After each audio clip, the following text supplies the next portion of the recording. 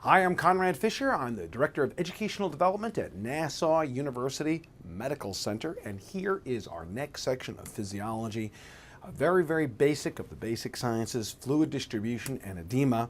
How do we understand the different fluid compartments within the body? Now, the first thing is we have 2/3 of the body being intracellular. The water, 2/3 of the water is intracellular.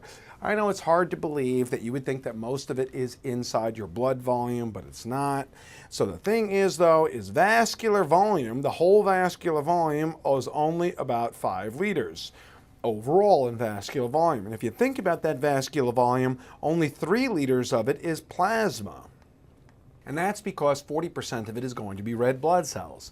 Now, if we look at total body water, the total amount of body water in your entire body is about 60% of your weight for a man, about 50% of your weight for a woman, because women have more adipose tissue, which is to say about 5% per breast.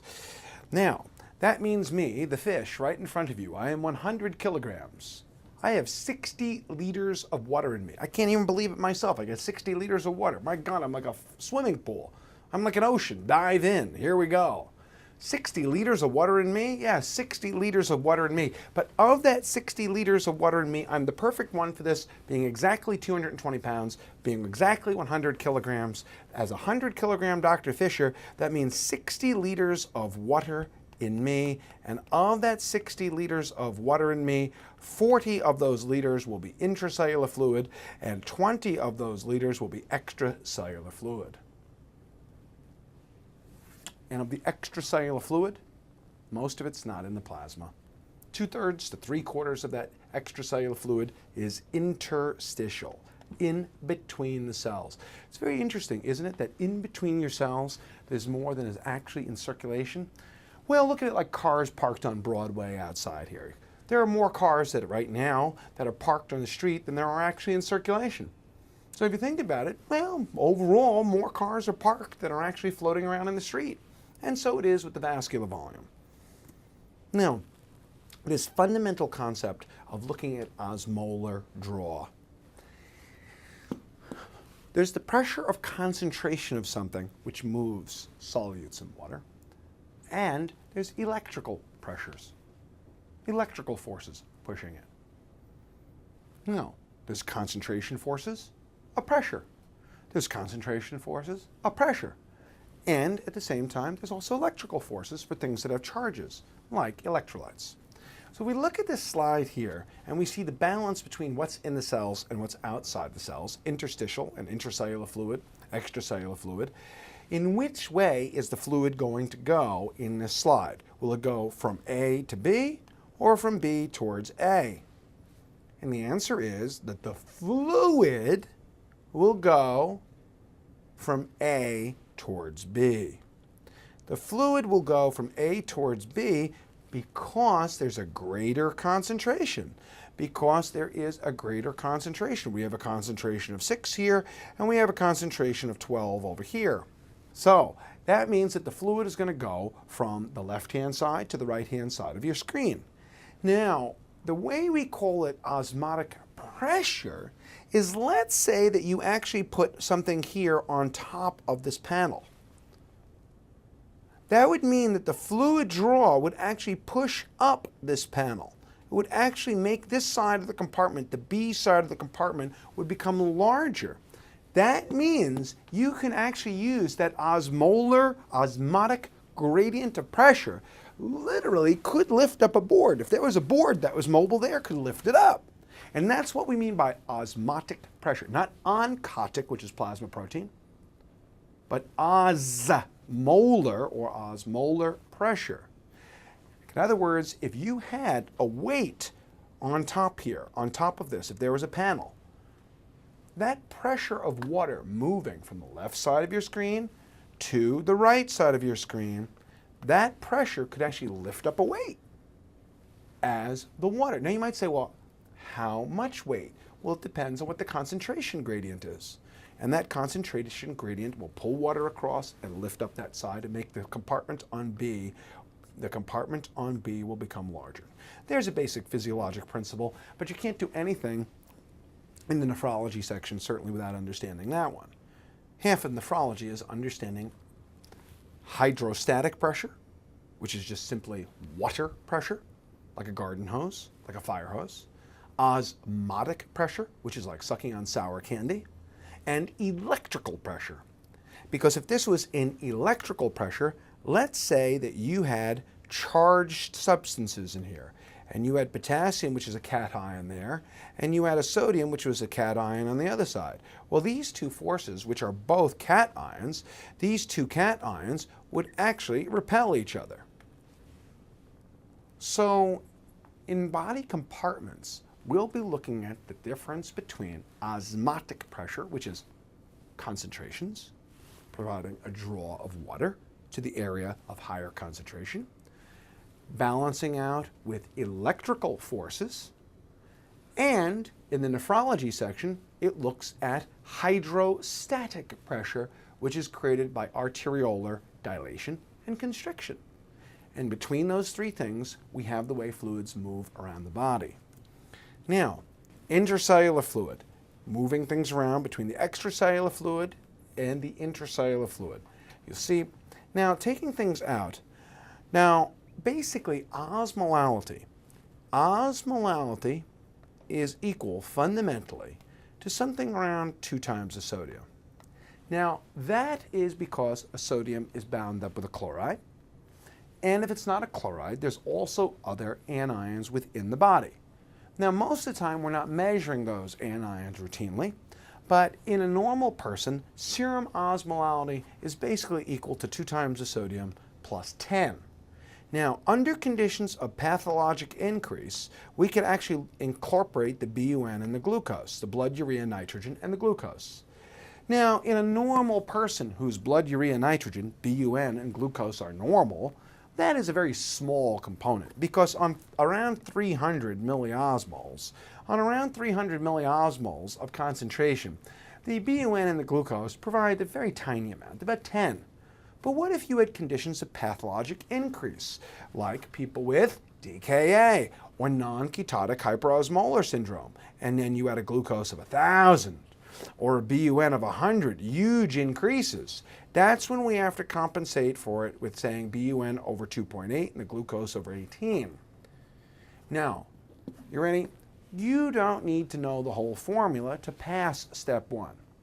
But you know, our object is not just to pass here. Our object is to kick ass. My new motto. We're not here to pass, we're here to kick ass. And what that means is these courses long ago ceased to be merely remedial courses. These courses are excellence courses. They're made to take the person who would have a 225 by themselves and get a 245. The person who would have a 238 and make it a 270.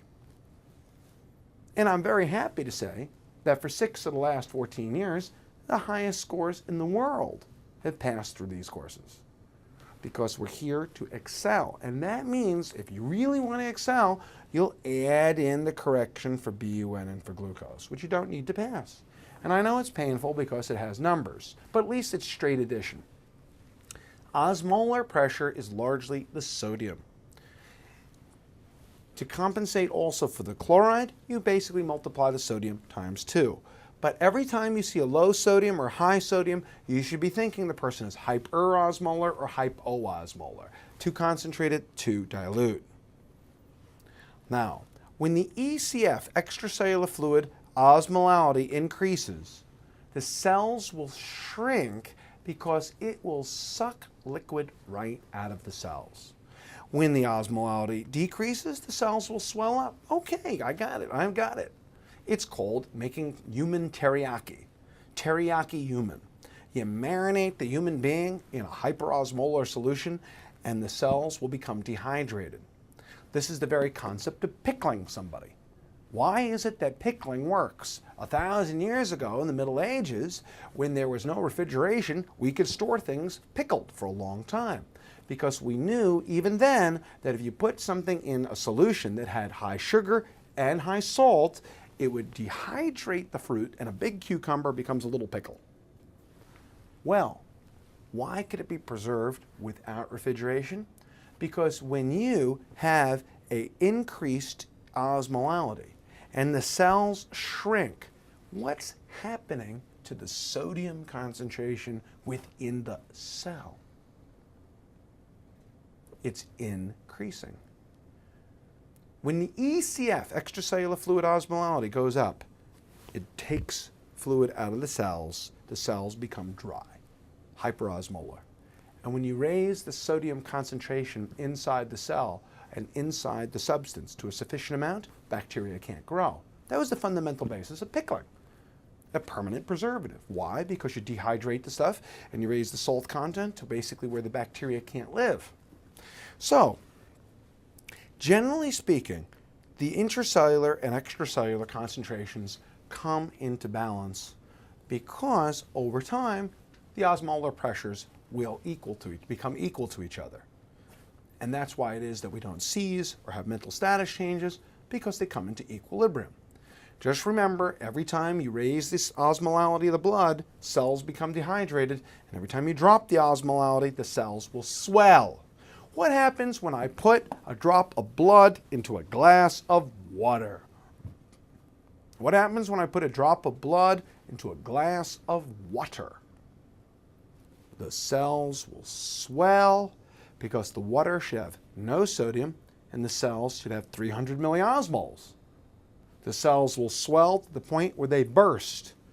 That's why if you want to kill somebody, put a liter of water inside them. Just put in straight on ahead water and the cells will swell.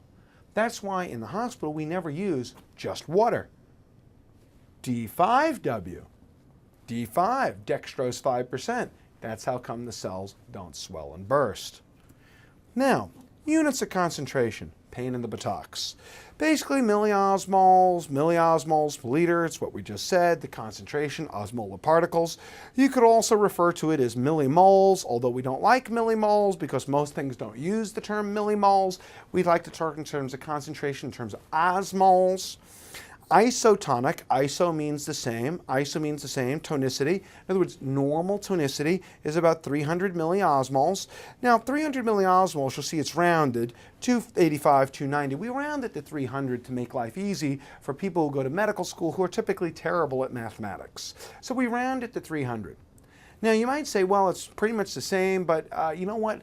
The hypothalamus is able to sense as little as a 1% change. The hypothalamus, which have the osmoreceptors in the body, can sense a 1% change in osmolality and change antidiuretic hormone around a 1% change. So, in fact, even rounding 285 to 300 does actually result in would be a significant thing. Okay, and if you went to 305 and 310, in fact, that person is hyperosmolar, and that would increase a lot of ADH, even 5 or 10 points above normal. So we're rounding to 300 to make our life easy. Now, these diagrams of looking at the intracellular fluid and the extracellular fluid. Remember that 2/3 is generally intracellular, 1/3 is extracellular. Of the total body water is 60% of your weight if you're a man, 50% of your weight if you're a woman, and that's because women have more adipose tissue and adipose is without water, so men are more watery than women. Yes, men are more watery than women. Okay. So if we're looking at the amount of water we have, most of it is in the cells, and of the extracellular component, most of the extracellular component is interstitial. It's not plasma. Only a small amount is plasma or blood volume. And again, plasma is the amount of the blood taking away the cells equals plasma. Blood without cells is plasma. It's the broth in the soup. Now, did you ever wonder, by the way, what's the difference between plasma and serum? Serum had its clotting factors removed. So plasma is the part of the blood that's liquid that still has clotting factors. When we use the word serum, we mean something that's in post-clotted blood. Post-clotted blood, what's left is serum. So basically, serum and plasma are almost interchangeable, and in terms of body volumes, plasma and serum are interchangeable. But plasma has clotting factors in it. Now, in general, we're going to use the term plasma here because we're talking about it in real-life situations, what's actually inside your body, and what's happening inside your body has the clotting factors in it, so plasma is physiologic. Serum is not physiologic because if you had serum, you'd be dead. Test tubes in a lab have serum. You got plasma. You've got plasma. Now, what happens here in terms of the solute concentration, volume and solute concentration? We're looking at the total amount of volume in each component. This slide is not showing a particular alteration. It's just an example. Just an example. Here, when you have it moving down here, this line from the normal up here, and it's moving down, that's what it would look like if the serum osmolality went down. Let's say if this is normal and we have an osmolality of 300, and let's say that it moved down and went to 250. This is showing the concentration in the body going down, and it shows it's gone down in both components, the intracellular and the extracellular fluid. Now, in this example here, it's showing a decrease in the volume inside your extracellular fluid. This moving down is saying that the volume of the extracellular fluid is going down. So this person would have a decreased amount of hypotonic plasma, a decreased amount of hypotonic. Okay, just an example. And this is showing expansion of the intracellular volume. Now, these charts are basically to show, these graphs, to show the relationship between volume and concentration. Volumes are this way, concentrations in this way. If the line moves down, you're hypoosmolar. If the line moves up, you're hyperosmolar, the serum osmolality or the intracellular fluid volume osmolality going up. If it's moving this way and this way laterally, that's a change in the volumes. Let's look at this example here. Loss of isotonic fluid. Now the loss of isotonic fluid, remember, if we cut your head off and you bleed out 2 liters in 10 seconds, you are losing a lot of volume, but you're losing only plasma volume, only blood volume.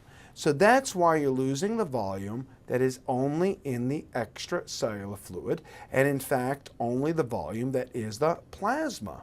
Now, the reason why there's no change in the intracellular fluid is because if the osmoles in the intracellular fluid and the osmoles in the extracellular fluid are the same at 300, even though I lost this volume, the 2 components have the same concentration. And since they have the same concentration, there is no movement of fluid in either direction. Loss or gaining of isotonic, iso, same, tonicity, concentration. Loss or gain of isotonic fluids changes only the extracellular fluid volume because there's no osmotic draw in either direction. Hemorrhage is an excellent example of this because hemorrhage, you're losing only blood volume but not changing concentration. Next one. If you lose a fluid that has a different tonicity, hypotonic. Now, it changes both because if you're losing hypotonic solutions, what ends up happening? If you are making a urine that has hypotonic, and remember the maximum diluting capacity of the kidney goes down to the 50 or 100 milliosmoles, the distal tubule, top of the distal tubule. Well, if you've lost hypotonic fluid, you have retained the osmolar particles. I lost water, but I retained osmoles. I lost water, I retained the salt. I lost the water, I retained the salt. And retaining the salt is why the osmolality is going up. I lost water, but I'm retaining the salt, so the concentration in the body goes up. The concentration in the body goes up. Now, initially, that volume will be lost first. The volume will be lost here in the extracellular fluid compartment. Now, what will happen is that first, the osmolality will go from normal. Let's say it goes up in the extracellular fluid component, it'll go up first in the extracellular. The osmolality goes up first here. If the osmolality in the extracellular fluid component goes up, what is the effect on intracellular? Which way will the fluid move? Will it move into the cells, or will the fluid move out of the cells? Will it move into cells or out of cells? If your blood becomes more concentrated, fluid will move out of the cells. So fluid will move out of the cells to compensate for that. And by the way, that's not far different than our very, very first picture. And our very first picture here, as we go back here, you'll see, is that if the extracellular fluid component becomes more concentrated, fluid will move out of the cells as a part of the osmotic draw and will dehydrate and shrink the cells. And that's what's happening here, is that the fluid will move out of the cells. That's why this volume, that's why this is showing the volume is decreasing. That's why this is showing that the intracellular fluid volume is decreasing, because the fluid is going to move to compensate. If I lose a liter of fluid out of the extracellular fluid volume, if I lose a liter out of here of mostly dilute water, the concentration will go up. And what will happen is that the intracellular fluid will lose volume to try and make it in balance. So under equilibrium, you will get an even amount of osmolality between both components, and the cells will shrink. Now, you see the example here, sweating? Sweating, you lose a little salt and a lot of water. So you lose a little salt and a lot of water.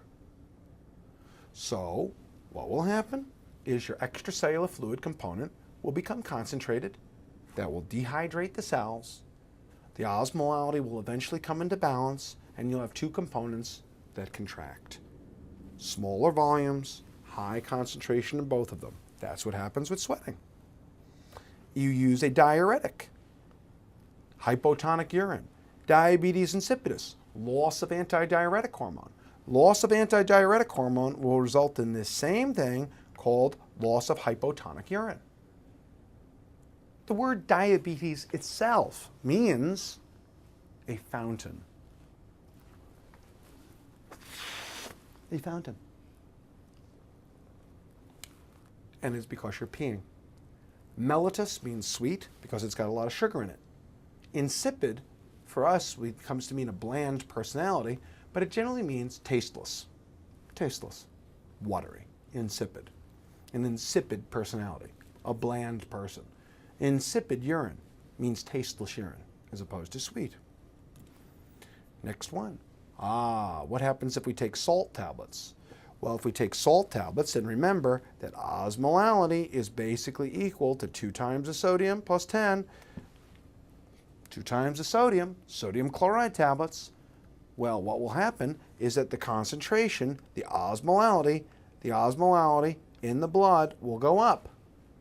And now we're going to start to pickle your body. We pickle your body because it's going to basically dehydrate the cells. We pickle your body, you take in salt tablets, the osmolality in the extracellular fluid will go up, and this will suck water out of the cells. Salt tablets, pizza, potato chips, will take all the salt and put it in the blood volume, and it'll dehydrate the cells, just like pickling someone. So initially, the ECF concentration will go up, but this is showing what happens over time. They must equilibrate. So if you're saying, wait a second, why is the intracellular fluid osmolality going up? Because these graphs, these charts, these pictures are showing what happens when it's equilibrated. When it's equilibrated, the high salt in your plasma is going to take the water out of your cells, the osmolar concentration will become equal, and you will basically dehydrate the cells. Just like pickling. The big cucumber goes into the salt sugar solution.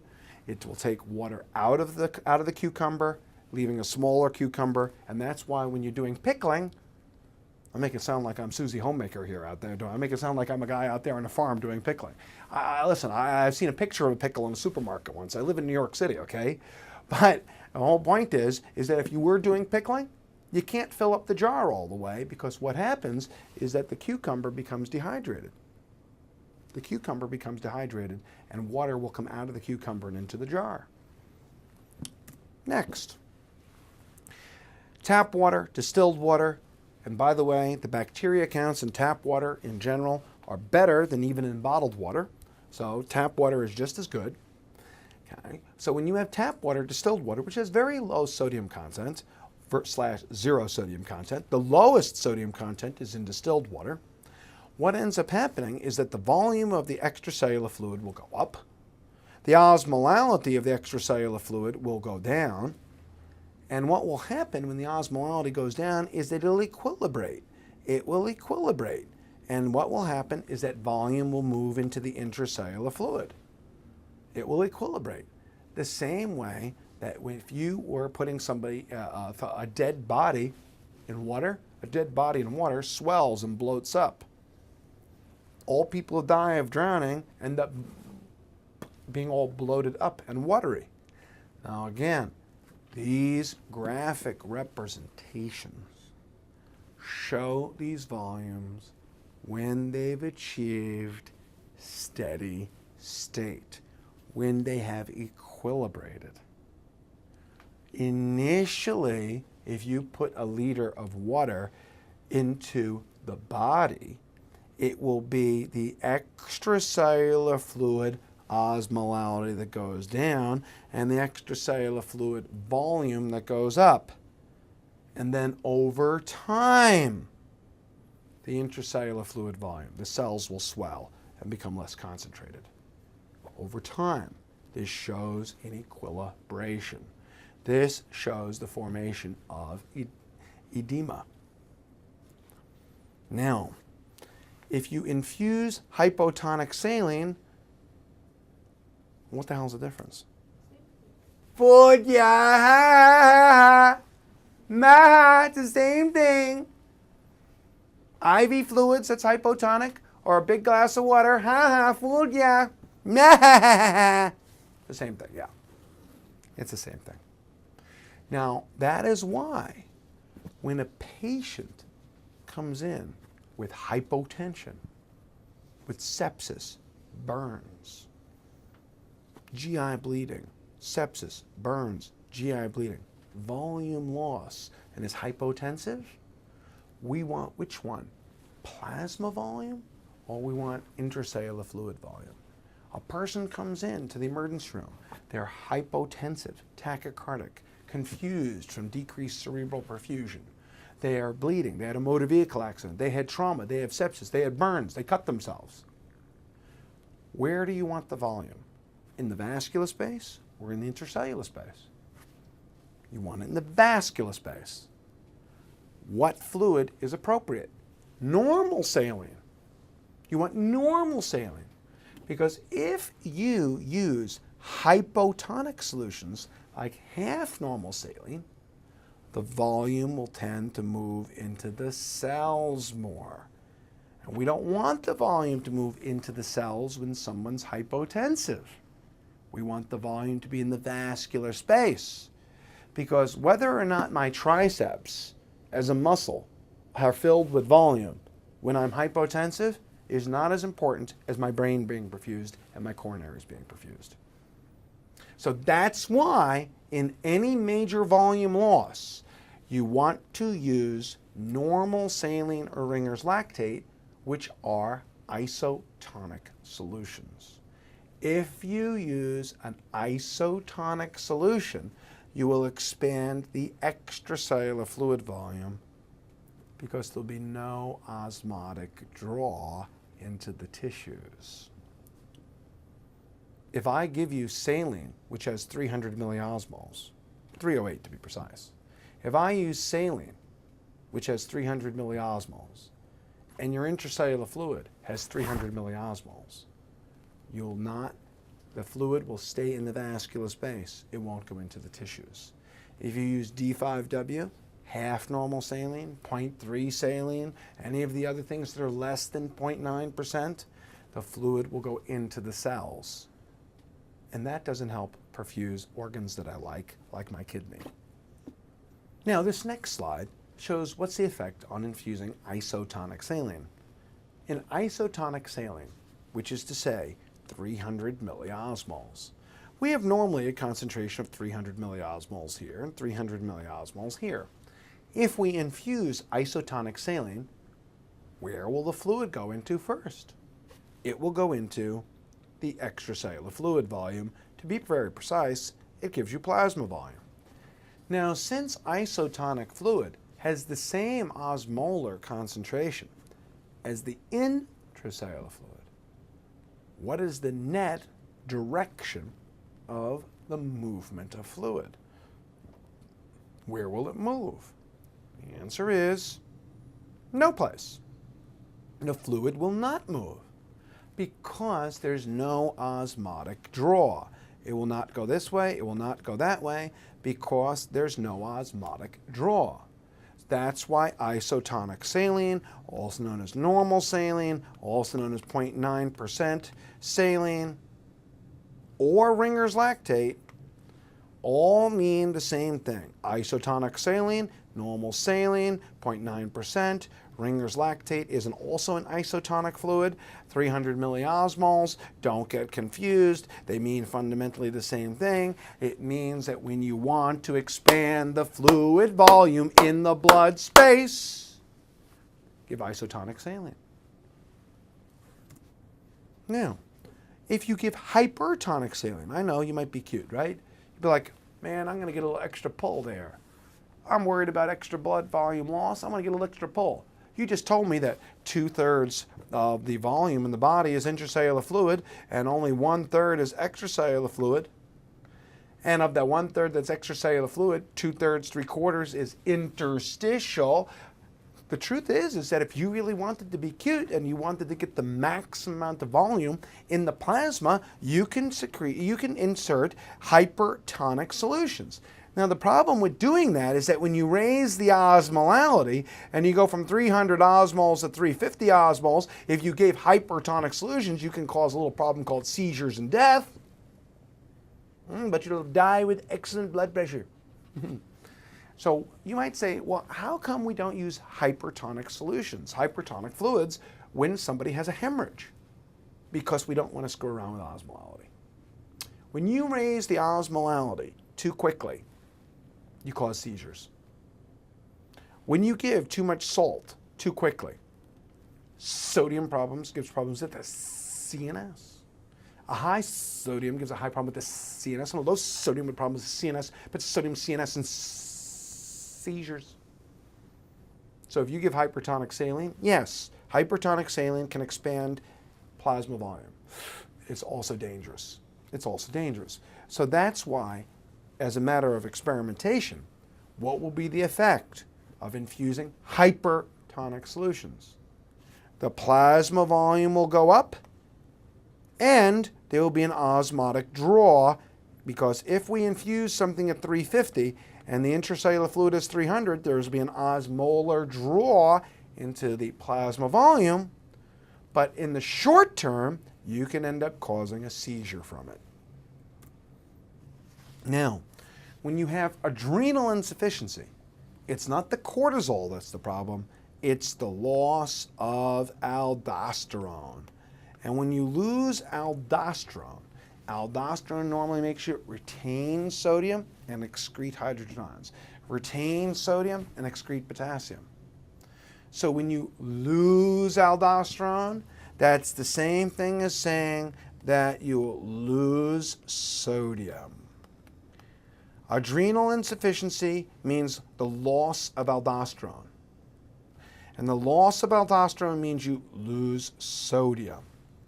That's why the osmolality goes down. The osmolality goes down because you lose sodium. Now, when you lose the sodium, you're going to also lose, when you lose sodium and chloride, you'll also lose the water that goes along with it, and that's why the volume goes down. That's why the volume will go down.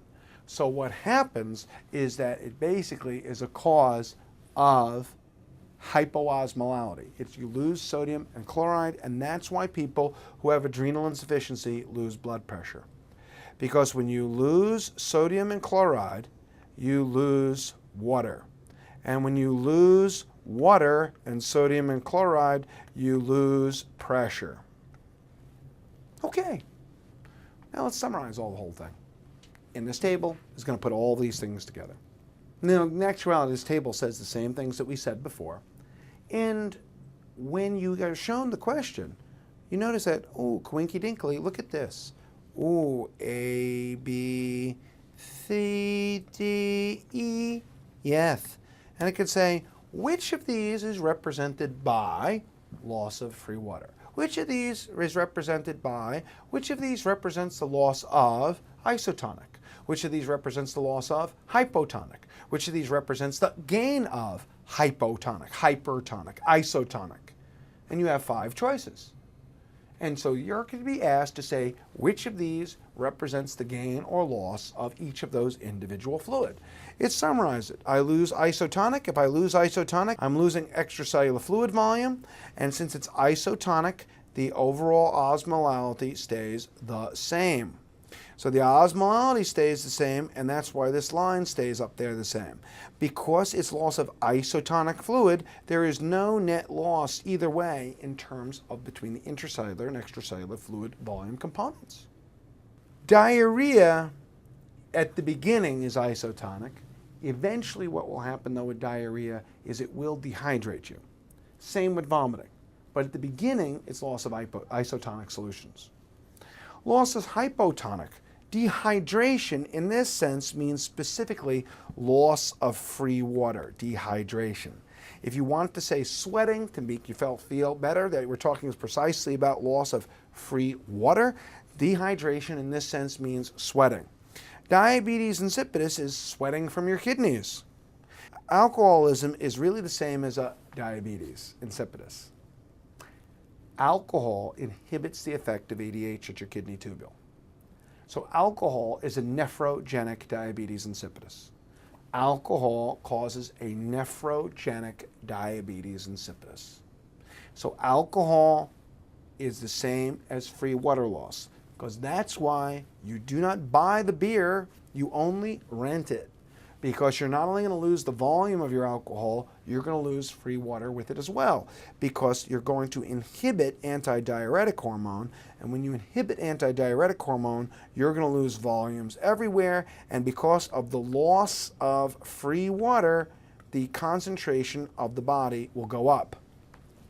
Loss of free water from both components, and the concentration goes up. This is a hangover. And a hangover is caused by the fact that you are dehydrating your brain cells. Now, the same way that we said in the first one, loss of isotonic solution, you just lose extracellular fluid. Gain of isotonic solution means that you're going to just gain extracellular fluid. Since it's isotonic, there'll be no net movement in or out of cells. Since it's isotonic, the osmolality stays the same. When you gain hypotonic solutions, when you pour in water into the person, the osmolality goes down in the extracellular fluid, and that will act as an osmotic draw into the cells. If the cells have 300 milliosmoles and you infuse water and make the extracellular fluid 250, it will end up drawing volume into the cells. The reason why this last one, giving hypertonic fluids, takes fluid out of the cells is because when the extracellular fluid space raises the osmolality and goes up, it will act as an osmotic draw and dehydrate the cells. Hallelujah. we're sold.